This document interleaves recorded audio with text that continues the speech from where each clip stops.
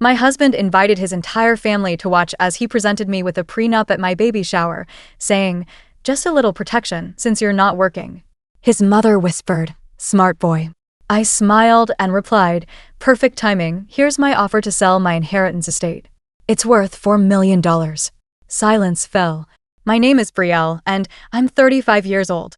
I live, or used to live, in a quiet part of Ashland, Oregon. You might have heard of it if you're into Shakespeare or wine country drives. It's the kind of town where people know the cashier's name at the grocery store and where everyone has at least one bumper sticker about organic farming. It's peaceful, maybe even boring at times, but I used to love it. Until everything I thought I knew about my life began to unravel. When I met Colton, I wasn't looking for anything serious. I'd been single for a while, just focused on work. I was running my own freelance graphic design business, which paid enough to keep my rent covered and let me take random Tuesday afternoons off if I felt like it. It wasn't glamorous, but I was proud of it. Colton was different from the men I had dated before. He was confident, clean-cut, wore button-down shirts even on weekends. He had this way of looking at you like you were the only person in the room. He talked about his goals in this precise, measured tone, like everything he wanted was already in motion. He worked in tech sales, traveled often, and said all the right things. I was cautious, but somehow he disarmed me. We dated for 2 years before he proposed. Nothing extravagant. No hidden photographers or rented string quartets. Just us on a rainy Saturday, sitting on the front steps of my apartment, watching puddles form in the street. He handed me a small box and asked if I'd spend my life with him. It was quiet. Simple. I said yes. We got married the following fall in a modest ceremony under the redwoods near the coast. My father walked me down the aisle. It was one of the last major moments we shared before he passed away. He didn't say much that day, just held my hand a little longer than usual when he gave me away. I should have asked him what was on his mind. Dad left me everything when he passed. The vineyard in Carmel Valley, the house on the hill, the small stretch of untouched forest that wrapped around the estate like a secret. I hadn't spent much time there in years. It felt too big, too full of memories, but I couldn't bring myself to sell it. Instead, I had it quietly appraised, maintained the grounds, paid the taxes. Colton knew about it, sort of. He thought it was worth maybe a few $100,000. I never corrected him. I know now that was the first instinct that told me not to trust him completely. A small voice inside me that whispered, "Hold something back." And so I did. In our marriage, I tried. Really, I did. I pulled back on work so I could manage the home while Colton chased his quotas and built his reputation in the tech world. He started coming home later. Told me deals were closing on the West Coast, or the East Coast, or Europe, depending on the week. Some nights, he'd be so tired he'd fall asleep with his shoes still on. Other nights, he'd be distant and irritable. He didn't talk to me the same way anymore. No more, "How was your day?" or "Let's go on a walk." When I got pregnant, I thought maybe things would change. Maybe the idea of a family would center him again, bring him back to us. He seemed excited at first, bought books on fatherhood, started coming home earlier, even cooked dinner a few nights. I thought it was a turning point. Then came the baby shower. My best friend Jordana hosted it at her place. She has this charming little house with an open backyard, the kind of space that makes every event feel like a summer picnic. She filled it with yellow and white decorations, rented a tent, had fresh flowers brought in from a nearby farm. It was sweet, thoughtful. It felt like a celebration. People I hadn't seen in months showed up, some from out of town. There were hugs, tears, presents, stories, laughter. It was the kind of joy that fills your lungs and makes you feel like maybe, just maybe, everything is going to be okay. Then, just after we cut the cake, Colton stood up. He tapped his glass with the side of his fork, this forced grin on his face that didn't reach his eyes. The room quieted. Everyone turned to look at him. He pulled out a manila envelope from his bag and held it up. "I just wanted to take a moment," he said, "to give Brielle something. A little gesture. Nothing serious. Just a prenup. You know, some protection, since she's not working right now." The words hung in the air like smoke. Thick. Unpleasant. Stinging. There was an awkward pause. Then laughter, soft, nervous, confused. His brother Mitchell chuckled from behind his beer. His mother, Maureen, leaned in close to me and whispered with a little smirk, "Smart boy." I remember staring at the envelope in his hand. I remember the silence that followed her words. I remember how my heart didn't race, it sank. Heavy. Slow. But I didn't cry. I didn't scream. I didn't ask him to step outside. I smiled. Because I had been waiting for this. I reached into my handbag and pulled out a folder of my own. Perfect timing, I said, my voice calm, steady. This is the finalized paperwork for the sale of the Carmel estate. Appraised at just under $4 million. I'm moving forward next week. The room went still. Completely, perfectly still. Colton's hand dropped slightly. Maureen's face lost all color. Even Jordana looked stunned. Nobody said a word. And I just stood there, smiling. I didn't mention that I wasn't really selling it, or that the trust had already been set up with our unborn daughter as the sole beneficiary. I didn't need to. That wasn't the moment for explanations. That was the moment for silence. Colton didn't speak to me for the rest of the afternoon. He stayed at his brother's that night. The next day, he came home angry. Said I had ambushed him, humiliated him. Said that his mother had been pushing him to do it and he didn't even want to. He said it like it was a defense. Like I was supposed to feel sorry for him. But it only made something in me finally click. If he had really respected me, if he had really loved me, none of this would have happened. You don't humiliate someone you love in front of a room full of people. You don't drag legal paperwork into a baby shower unless you've already decided that what you're building together needs walls, locks, escape routes. I started sleeping in the guest room that night. Quietly packed a few things. Told him I needed space. I told him I was going to stay at the Carmel property for a while. Get some fresh air. He didn't argue. The moment I arrived at the estate, I knew I'd made the right choice. The air was different. Still, honest. The house creaked with memory, but it also held me like an old friend. I sat on the front porch with a mug of tea and watched the fog roll through the vineyard. For the first time in months, I felt like I could breathe. Then, the emails. His laptop was still logged into the shared drive we used for photos and documents. I'd gone on to upload a few pictures from the shower, and there they were, folders I hadn't seen before. Buried deep. Sloppily hidden. Emails between him and Maureen. Dozens of them. Discussions about the prenup. About my inheritance. About how I was a liability now that I was pregnant and not contributing financially. One of them, God, I'll never forget it, said, if she doesn't sign it, don't worry. We'll figure out another way. Another way? My hands were shaking. That night, I sat in the vineyard, phone in hand, rereading the emails. I cried. I sobbed. Then I sat in complete silence, looking up at the stars. It's a strange thing when you realize the person sleeping next to you has never really seen you. Never really loved you in the way you thought. Not as a partner. Not as an equal. Just a means. A convenience. The baby kicked that night. Hard. Almost like she was trying to tell me something. I decided I'd never let either of us be someone else's plan. I called my lawyer the next morning. The days after I made that call felt like waking up slowly after a long, dreamless sleep. Not pleasant. Not clear. Just disorienting. I didn't go back to Ashland right away. I told Colton I needed time to think, but the truth was, I already knew what I needed to do. I just hadn't told him yet. It wasn't fear holding me back. It was calculation. Timing. Strategy. If he had turned my baby shower into a power play, then I had every right to play back. The estate in Carmel became my sanctuary. Mornings were spent walking the vineyard with my hand resting on my stomach, afternoons organizing legal paperwork, evenings wrapped in a blanket on the porch, tea in hand, my lawyer's voice crackling through the phone as we worked through documents. I hadn't felt that sharp, that clear in years. I remember one conversation vividly. My lawyer, Claudette, was a sharp-witted woman in her early 60s. She didn't mince words. He's going to try to intimidate you, she said, scanning the terms of the trust one had asked her to finalize. Not just him, his mother too. They'll question your decisions, your mental state, your motives. I'm ready, I said, though my voice cracked a little when I said it. You don't sound ready, but you will be. You're getting there. The documents gave me a strange kind of peace. The trust was airtight. Rowan, my daughter, though I hadn't settled on her name officially then, would inherit everything. Not just the estate, but control of it. At 25. Until then, I would manage it on her behalf. But it would be completely inaccessible to Colton, even in marriage. Even if I passed. It wasn't revenge. It was protection.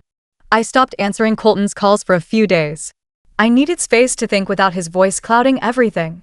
He texted me a few times, started with charm, shifted to frustration, and finally landed on guilt. Let's just talk like adults. I think we're getting lost in all this paperwork. I didn't mean to embarrass you. It was just an idea. We don't even have to go through with it. By the end of the week, he was driving down to Carmel unannounced. I saw him through the kitchen window when he pulled up. Same car, same posture. Like he owned the driveway. Like the conversation was going to go the way he planned. He didn't knock. Just walked in. The air in the house changed. He was pacing before I even said anything. You ignored me for a week, he said. And now I find out you've talked to a lawyer? What are you doing, Brielle? I stood still. Calm. Measured. Just like he used to be. I'm doing what you asked me to do, I said. Thinking about protection. Ours. The babies. He scoffed. By locking me out of your life? No, I said softly. By keeping you out of what doesn't belong to you. He looked at me like I had slapped him. But there was something else behind his eyes too. A flicker of realization. Like he finally understood I wasn't bluffing. This isn't about the money, he said after a long pause. I know, I replied. It's about my mother, isn't it? Partially. But mostly? It's about me. About how little you trusted me. About how easily you let her plant doubt in your head. About how you tried to solve that doubt with paperwork at a baby shower. His mouth opened like he was going to say something, but nothing came out. Just silence. That same heavy, unmistakable silence I had seen in his eyes at the shower. When he realized I had power he never accounted for. He stayed in Carmel for 2 days, trying to fix things. Tried to cook me dinner. Told stories about what kind of father he wanted to be. He even pulled out a dusty bottle of wine from the cellar, one my dad had stored away more than a decade ago, and poured himself a glass, forgetting for a moment that I couldn't drink. I'm just trying to remember what this place meant to your dad, he said, eyes scanning the wooden beams. He wanted you to keep it. You know that, right? I didn't respond. Because that wasn't the point. On the second morning, I found him outside by the grapevines. He was sitting in one of the old rocking chairs, head down, scrolling through his phone. When he heard me approach, he stood up fast, like a teenager caught sneaking a cigarette. I'm going back to Ashland, he said. Clearly, you've made up your mind. No, I said. I'm still thinking. But I know where I stand. He nodded once. Cold. Distant. Like he had folded into himself again. He didn't hug me goodbye. After he left, I stayed in Carmel. The weeks rolled into each other. I had my OB visits at a clinic nearby. The nurses were kind, and nobody asked too many questions. Jordana drove down a few times to keep me company, always bringing some ridiculous baby onesie or organic lotion that smelled like lavender and resolve. You're the calmest pregnant woman I've ever seen, she said once, rubbing my belly. I'd be losing my mind. I did, I said. But quietly. No one noticed. I started nesting. Not in the Pinterest sense, but in a slow, intentional way. I turned one of the upstairs rooms into a nursery. Painted it soft sage green. Put the old rocking chair from the guest house near the window. I read aloud to her sometimes.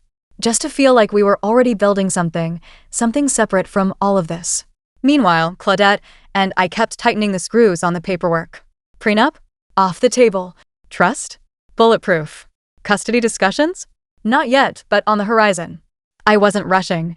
I didn't want to bring my daughter into a world of chaos. But I knew I needed to be ready for when the dust settled. And it would settle. Eventually. One afternoon, I was organizing my father's old paperwork in the study, boxes of ledgers, journal notes, blueprints for vineyard renovations he never finished, when I found a letter. Unopened. My name written on the front in his handwriting. I stared at it for a long time before opening it. Inside was a single sheet. Simple. Like him. Brielle, I hope this finds you when you need it. You're strong. You always were. But sometimes strong people forget they can say no. This land is yours. Not because of what it's worth, but because of what it gave us. Keep it safe. And trust your gut. Dad, I read it twice, then again. Cried until my knees gave out on the old wooden floor. Because he knew. Somehow he always knew. He saw the part of me I kept hidden even from myself. After I found my father's letter, something shifted in me, not all at once, but steadily, like a knot loosening. I stopped looking over my shoulder. The panic, the numb confusion I'd been quietly dragging behind me like a weighted cloak, began to fade. And in its place came something simpler, clarity. Not rage, not sadness. Just a quiet resolve. I spent the next few weeks grounding myself in the everyday things. I cleaned the back deck, repainted the nursery trim, started cooking simple meals again, mostly for myself and the baby, but also because something about chopping vegetables and hearing water boil made the house feel alive again. And I waited. Not for Colton. I knew, on some level, he was still clinging to the idea that this was a misunderstanding. That I would soften. That I would forget what he had done, not just the prenup stunt, but the silence afterward. The retreat. The way he never truly fought for me. Not like he should have. But I wasn't waiting for him. I was waiting for the last mask to fall. And it did. One rainy afternoon, while curled up with my laptop and a blanket on the couch, a notification popped up, an email I wasn't meant to see. It was from Mitchell, Colton's brother. One of those accidental CCs that the universe sometimes delivers when it's ready for the truth to come out. The subject line was, "Did you talk to her yet?" The message was short. "You said she's still in the dark. She's not going to just hand it over. You have to push now or lose the window." That's it. No details. No context. But I knew. Instantly. The estate. They wanted it. Or part of it. Or control over it. And window wasn't about me, it was about the baby. About the timing. The legal leverage he thought he'd have as a father. I sat there staring at the screen while the storm outside soaked the vineyard in slow, steady sheets. Everything that had been simmering in the corners of my thoughts suddenly blazed into focus. Colton had never once asked me what I planned to do with the estate. Not since the baby shower. Not once. Because he thought he already knew. He thought he had time. I forwarded the email to Claudette without a note. She replied within the hour. Understood. Let's get ahead of this. It was all falling into place now, the reason for the prenup, the sudden interest in reconciliation, the contrived moments of fatherly anticipation, the faux softness, the attempts at control disguised as affection. And Maureen. I hadn't heard from her since the day I told her I'd secured the estate in a trust. But I hadn't forgotten her smirk at the baby shower. Or the way she spoke about me like I was a problem to be solved. That woman never liked me. Too independent, I think. Too stubborn. I didn't defer to her the way she expected. And worst of all, I was the one with legacy. With land. With name. With capital. She wanted her son to have power, but it turned out I was the one holding the real leverage all along. It must have eaten her alive. A few days after the email, she showed up at the gate. I was upstairs folding tiny onesies when I heard the buzzer. I looked at the camera feed, and there she was, umbrella in hand, standing under the gray sky like some suburban version of Cruella de Vil. I didn't answer. She stood there for nearly 5 minutes before turning away, slowly, deliberately, like she was making sure the camera caught her every move. An hour later, she called. Straight to voicemail. Then again. Then again. On the third try, I answered. Brielle, she said, immediately launching into her version of concern. I'm worried about you. You haven't let anyone see you. Colton says you're refusing to talk. This isn't healthy for you or the baby. Maureen, I said, my voice dry? What do you want? A beat of silence. Then the voice softened, just a touch. I think you're making some very emotional decisions. And I think you need guidance. My son, he's not perfect, but he's trying. We can work this out. But locking us out? That's not going to end well. For anyone. I stood there, phone to ear, listening to the desperation just beneath the surface of her words. The slip in her tone when she said, end well. It wasn't concern. It was warning. I'm due in 4 weeks, I said. Let's not do this now. You're not the only one with a say in this child's life. I am, I said quietly, until a court tells me otherwise. And, even then, good luck. Click. I blocked her number that night. After that, the messages started to escalate. First, emails from Colton, longer now, more pleading. Then voicemails. Then certified letters. They were subtle at first, suggestions, reminders, emotional appeals. Let's raise her together. I still believe we can fix this. Don't let one mistake tear everything apart. Then it changed. You're being unreasonable. You're isolating the baby from her family. If we have to go to court, we both lose. It wasn't even clever. It was predictable. And sad. By this point, Claudette had brought in a family lawyer. We started drafting a custody plan, not to hurt him, but to protect myself. Every visit would be supervised until further notice. No unscheduled drop-ins. No unapproved family involvement. I wasn't being vindictive. I was being a mother. A few days before my due date, I got another knock at the door. This time, it was Jordana. She held out a thermos of tea and a small, beat-up duffel bag. You're not going through this alone, she said. I'm staying till the baby comes. I hadn't realized how much I needed someone in the house until she walked through the front door. The silence had been peaceful, but it was also starting to feel like exile. Like I was bracing for something bigger than I could name. Jordana filled the rooms with conversation, even if it was just her talking about recipes or the new guy at the co-op who kept flirting with her. She was a distraction, yes, but also a tether. Proof that life existed outside of legal documents and emotional landmines. And when the contractions started one early morning, just before dawn, it was her hand I squeezed until my knuckles turned white. "I'm here," she whispered as she drove us to the clinic. "I've got you." I nodded, tears in my eyes, not from the pain, but from knowing I wasn't alone after all. Rowan was born just before sunrise, during a quiet stretch between contractions that almost felt sacred. The nurse handed her to me, and I remember her tiny fingers curling instinctively around my thumb. I didn't cry right away. I just stared at her, this soft, warm, squirming little person who had no idea what she'd been born into, and who somehow had already given me the courage to make decisions I never thought I was capable of. Jordana stayed the night in the hospital, curled up on the little couch by the window. I woke up once to the sound of her softly singing to the baby while I slept. I'll never forget that. I didn't tell Colton about the birth immediately. He'd been texting, calling, pushing his version of reconciliation in the days leading up to it. But I wanted peace. I wanted those first moments with Rowan to be untouched by manipulation, untouched by plans. 3 days later, I texted him a photo of her. That was it. No caption. Just the image of her swaddled in a pale blue blanket, eyes shut, mouth slightly open, one tiny hand peeking out. He replied 5 minutes later, "When can I come see her?" I didn't answer. Instead, Claudette did. He received a formal letter the next day outlining the custody parameters we had prepared in advance. Supervised visitation only, no overnights until Rowan was older, all contact to be scheduled through legal representatives. The estate, as detailed, was securely protected in the trust, with Rowan listed as the sole beneficiary. Colton's name appeared nowhere in the documents. He pushed back. Hard. Hired a new lawyer. Demanded a hearing. I didn't fight him in court. I walked in calm, confident, flanked by my legal team and supported by a rock-solid paper trail, his emails, his mother's interference, the ill-timed prenup stunt, the message from his brother. Nothing dramatic. Just facts, presented plainly. The judge didn't take kindly to Colton's approach, especially not the part where he admitted he was trying to protect his future because I wasn't contributing financially. His language, his tone, the lack of emotional accountability, it all came out. He walked into that courtroom thinking he'd come out with more control. He walked out with even less than he had before. The final custody agreement gave him supervised monthly visits for the first year. Any increase in access would require proof of active parenting participation, co-parenting counseling, and behavioral review. He wouldn't be alone with her until she was old enough to speak for herself. He didn't take it well. Maureen sent me a handwritten letter after the ruling. She tried to sound polite, but it reeked of bitterness.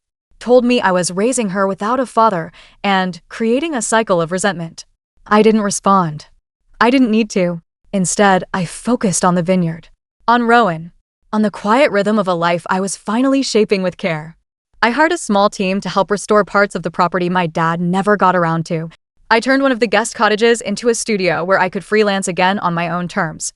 Work came slowly at first, but soon picked up referrals from past clients who were glad to hear I was back. Jordana stayed nearby for the first few months, commuting between Carmel and Ashland for work. She said it was temporary. It wasn't. She never really left. Her presence became part of our life. Weekend dinners, long walks with the stroller, impromptu wine nights where we'd sit on the porch and talk about anything but the past. One spring afternoon, Colton came down to Carmel for a visit with Rowan. He arrived on time, looked tired, and tried too hard to make it feel natural. She didn't recognize him at first. I watched him try to bond with her clumsily at best, and I kept my distance. Not to be cruel, but because the space between us had grown so wide it was no longer bridgeable. He was a visitor in a world he thought he would one day own. A stranger in a life that moved forward without needing his permission. When he left that day, I walked him to his car. He turned to me, squinting in the sun, and said, "I just thought things would look different." I nodded. So did I. He tried to smile. It didn't land. That was the last time he visited in person. Time passed. Rowan grew. She laughed easily, cried hard, loved fiercely. She looked like me but had her grandfather's quiet determination, something in the way she observed the world before jumping into it. By her second birthday, she was running barefoot through the vineyard rows, shouting the names of the plants her grandpa once cataloged in his journals. I started reading those journals aloud to her some nights, pretending he was there with us. In a way, he was. The trust remained untouched except for necessary maintenance and minor improvements. I left the land largely as it was. Untamed. Rooted. Alive. Maureen sent one more letter that year. This one was shorter. He's given up. I hope you're happy. I didn't respond to that either. But I was. Not because I won. This wasn't a game. It was a reclamation. Because in the end, Colton and his family didn't lose because I outplayed them. They lost because they never understood what they were up against. They thought it was about the money, the land, the inheritance. But it was never about that. It was about choosing something they never imagined I would. Myself. And her. Always her. Rowan.